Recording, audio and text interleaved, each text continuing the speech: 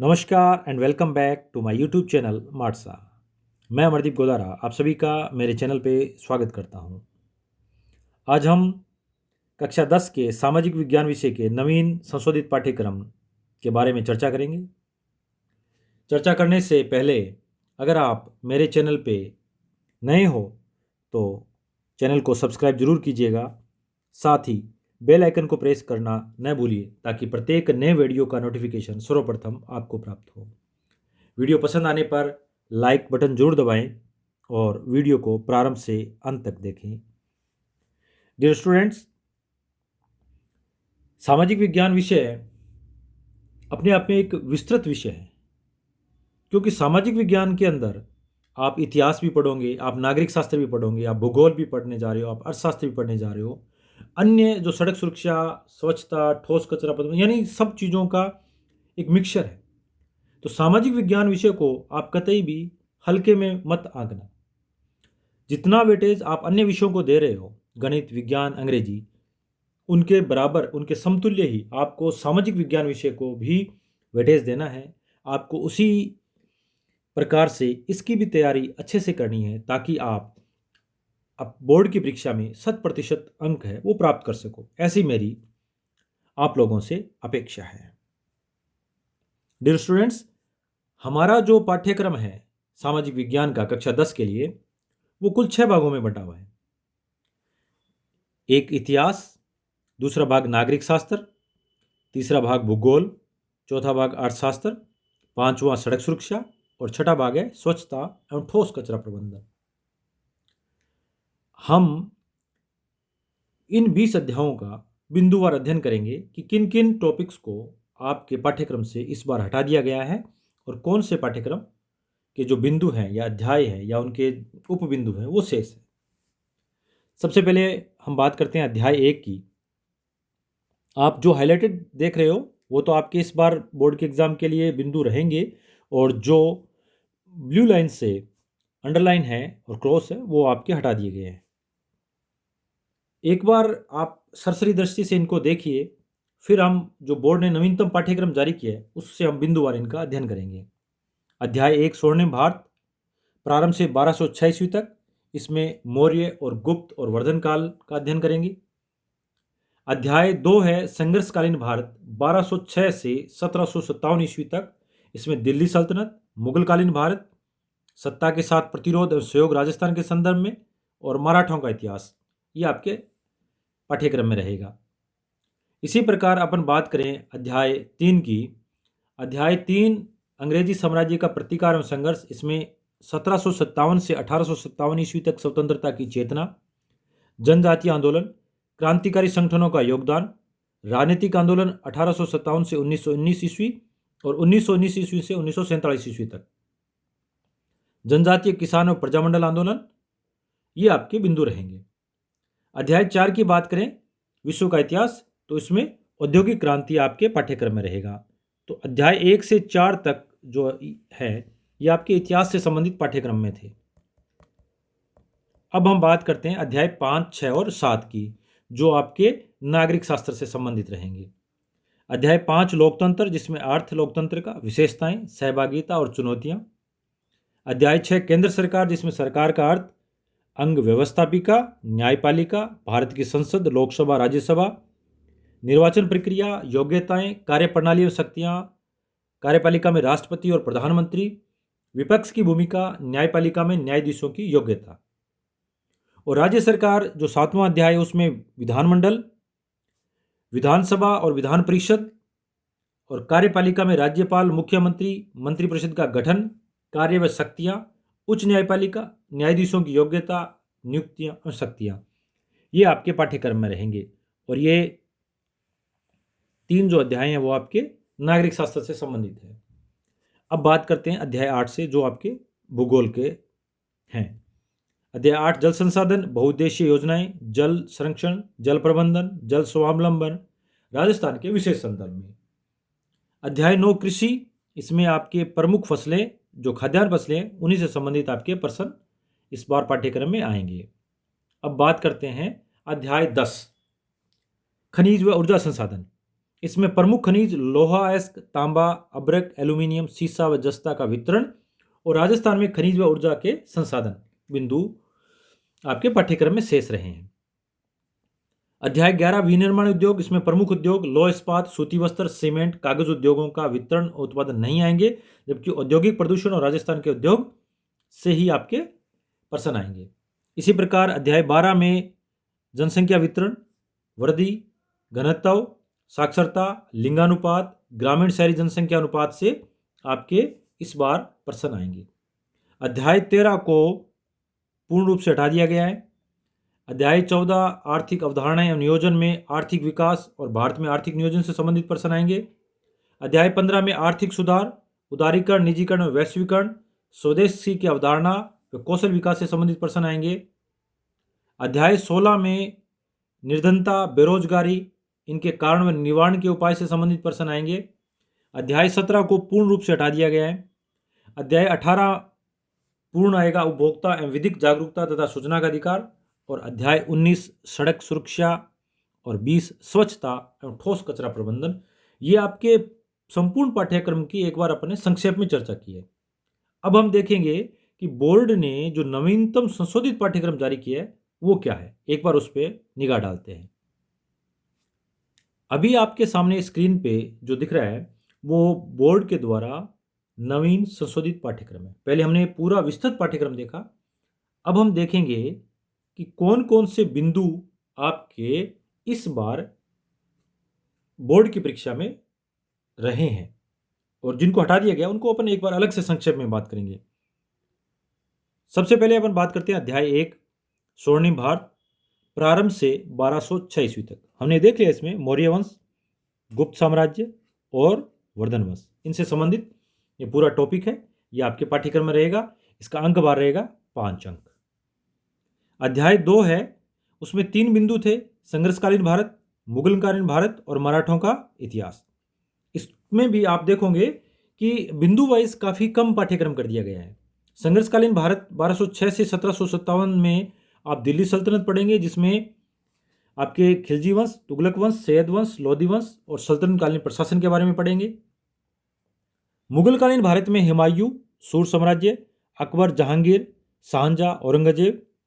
मुगलकालीन प्रशासन, सत्ता के साथ प्रतिरोध एवं सहयोग, राजस्थान के संदर्भ में हमीर देव, चौहान, रावशेखा, महाराणा प्रताप, रावचंद्र सेन, राय सिंह, सवाई जय सिंह, अमर सिंह और राठौड़। और दूसरे अध्याय का तीसरा बिंदु है मराठों का इतिहास, जिसमें शिवाजी, वीर तानाजी राव, मालसुरे, इनके बारे में अपन अध्ययन करेंगे।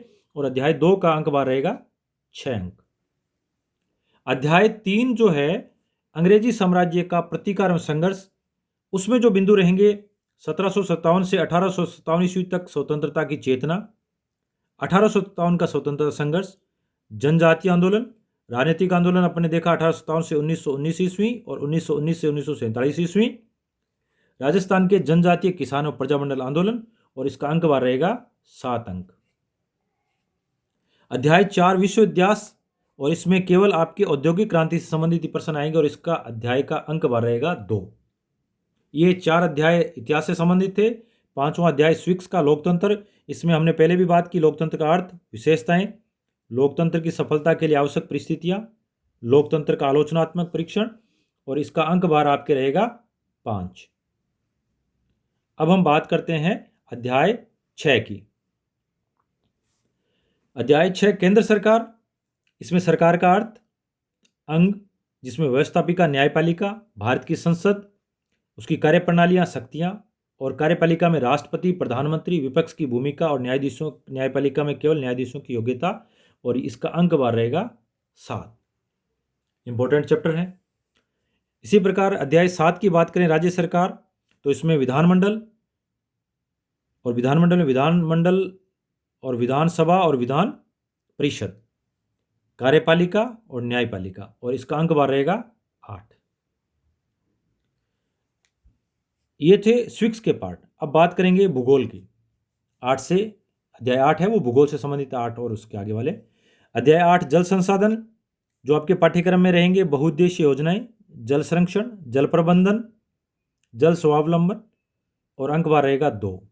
भारतीय कृषि, जिसमें हम केवल खाद्यान्न फसलें पढ़ेंगे और अंक बार रहेगा 3। अध्याय 10 खनिज व ऊर्जा संसाधन, और अंक बार रहेगा 5, जिसमें पढ़ेंगे भारत में प्रमुख खनिज पेटियां, ऊर्जा खनिज और राजस्थान में खनिज।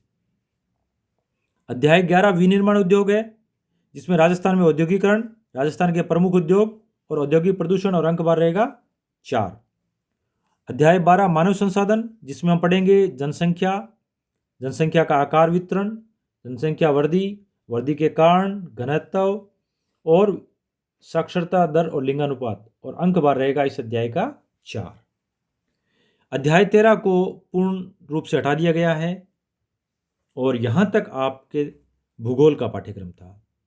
अब अध्याय 14 से हम बात करेंगे आर्थिक अवधारणाएं एवं नियोजन। अध्याय 14 जिसमें आर्थिक विकास, भारत में आर्थिक नियोजन पढ़ेंगे, अंक बार रहेगा 3।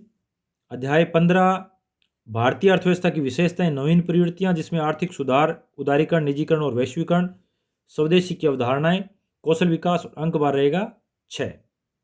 अध्याय 16 आपके है भारतीय अर्थव्यवस्था के समक्ष चुनौतियां, जिसमें निर्धनता, बेरोजगारी पढ़ेंगे और अंक बार रहेगा 4। अध्याय 17 को पूर्ण रूप से हटा दिया गया है और अध्याय 18 है आपके उपभोक्ता एवं विधिक जागरूकता तथा सूचना का अधिकार, जिसमें अर्थ, उपभोक्ता शोषण के कारण, प्रकार, उपभोक्ता के अधिकार एवं कर्तव्य, उपभोक्ता विवाद निवारण के लिए किए गए उपाय, राजस्थान के विशेष संदर्भ में, और अंक बार रहेगा 5 अंक। अब हम बात करेंगे अध्याय 19 की, जो सड़क सुरक्षा से संबंधित है और इसका अंक बार रहेगा 2। और अंतिम जो 20वां अध्याय है स्वच्छता एवं ठोस कचरा प्रबंधन से, और इसका अंक बार रहेगा 2। यानी कुल 20 अध्याय हैं, जिसमें से 2 अध्याय पूर्ण रूप से हटा दिए गए हैं। बाकी अध्यायों में से भी काफ़ी पाठ्यक्रम कम किया गया है। आपके पास एक स्वर्णिम मौका है। हालांकि कोविड-19 के मद्देनज़र आपकी पढ़ाई अत्यधिक प्रभावित हुई है, फिर भी आप अब जब जागो तभी सवेरा, यानी अब भी अथक प्रयास करके एक बहुत ही अच्छा स्कोर बोर्ड की परीक्षा में प्राप्त कर सकते हो। एक बार संक्षेप में पुनः देख लेते हैं कि कौन कौन से पाठ्यक्रम को हटाया गया है। तो अगर देखें तो जो अध्याय 1 है उसमें से महाजनपद काल, प्रमुख जनपद, और ये जो वंश है सूंग, सातवाहन, पाल, राष्ट्रकूट, गुर्जर प्रतिहार, चोल, पल्लव, चालुक्य और शक, हूण और कुआण, इनको हटा दिया गया है। ये वो बिंदु है जो इस बार आपके पाठ्यक्रम में नहीं आएंगे, यानी इनसे संबंधित प्रश्न इस बार बोर्ड की परीक्षा में नहीं आएंगे। अध्याय 2 है संघर्षकालीन भारत, उसमें विजयनगर एवं बहमनी साम्राज्य, सिख धर्म का प्रादुर्भाव, विकास से संबंधित प्रश्न नहीं आएंगे, यानी ये बिंदु आपके हटा दिए हैं। इसी प्रकार जो तीसरा अध्याय है अंग्रेजी साम्राज्य का प्रतिकार एवं संघर्ष, उसमें अंग्रेजों का मराठा व मैसूर से संघर्ष, अंग्रेजों का पंजाब के साथ संघर्ष, क्रांतिकारी संगठनों का स्वतंत्रता संघर्ष में योगदान और किसान आंदोलन, इन चारों बिंदुओं को हटा दिया गया है। अध्याय 4 विश्व का इतिहास, इसमें यूरोप में राष्ट्रवाद का उदय, यूरोप में राष्ट्रवाद के कारण और जर्मनी के और इटली का एकीकरण, इस 3 बिंदुओं को इस अध्याय में से हटा दिए गए हैं। अब बात करें राजनीति शास्त्र की, यानी सिविक्स की, तो इसमें लोकतंत्र में परिभाषाएं, कार्यप्रणाली, लोकतंत्र की अवधारणा व सिद्धांत बिंदुओं को हटा दिया गया है। केंद्र सरकार में कार्यपालिका को हटा दिया गया है, उपराष्ट्रपति को हटा दिया गया है, मंत्रिपरिषद का गठन व उसके कार्यक्षेत्र, और न्यायपालिका में सर्वोच्च न्यायालय का गठन व क्षेत्राधिकार, इन बिंदुओं को इस बार के पाठ्यक्रम के लिए हटा दिया गया है। अध्याय 7 राज्य सरकार में राजस्थान विधान परिषद के गठन की प्रक्रिया और वर्तमान स्थिति को भी इस बार पाठ्यक्रम से हटा दिया गया है। अब बात करते हैं भूगोल की। अध्याय 9 जो है आपकी कृषि, उसमें भारत की प्रमुख दलहन फसलें यानी दालों से संबंधित आएगा, और हटा दिया गया है, और भारतीय अर्थव्यवस्था में कृषि का योगदान, इसको भी हटा दिया गया है, यानी इन 2 बिंदुओं को हटा दिए गए हैं। इसी प्रकार खनिज व ऊर्जा संसाधन है, इसमें खनिज व ऊर्जा के संसाधन, भारत के प्रमुख खनिज लौह अयस्क, तांबा, बॉक्साइट, सीसा, जस्ता, इनको भी इस बार के लिए हटा दिया गया है। 11वां जो अध्याय है विनिर्माण उद्योग, इसमें भारत में आधुनिक उद्योगों का प्रारंभ, लौह इस्पात उद्योग, सूती वस्त्र उद्योग, सीमेंट उद्योग, कागज उद्योग, इनको भी इस बार के पाठ्यक्रम के लिए हटा दिया गया है। मानव संसाधन जो अध्याय 12 है, इसमें नगरीकरण, जनसंख्या समस्या, जनसंख्या नीति, और राजस्थान की जनसंख्या नीति से संबंधित बिंदु पाठ्यक्रम से हटा दिए गए हैं। अब बात करते हैं अध्याय 13 की, और इसको पूर्ण रूप से ही हटा दिया गया है।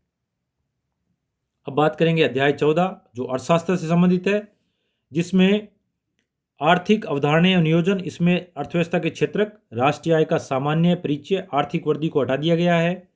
अध्याय 15 भारतीय अर्थव्यवस्था की विशेषताएं, नवीन प्रवृत्तियां, जिसमें अविकसित अर्थव्यवस्था के रूप में और विकासशील जो अर्थव्यवस्था उसको हटा दिया गया है। अध्याय 16 जो आपके भारतीय अर्थव्यवस्था के समक्ष चुनौतियां थी, उसमें मूल्यवर्धित बिंदु को हटा दिया गया है। और 17वां जो अध्याय है मुद्रा एवं वित्तीय, इस अध्याय को, पूर्ण अध्याय को हटा दिया गया है। अब बात करते हैं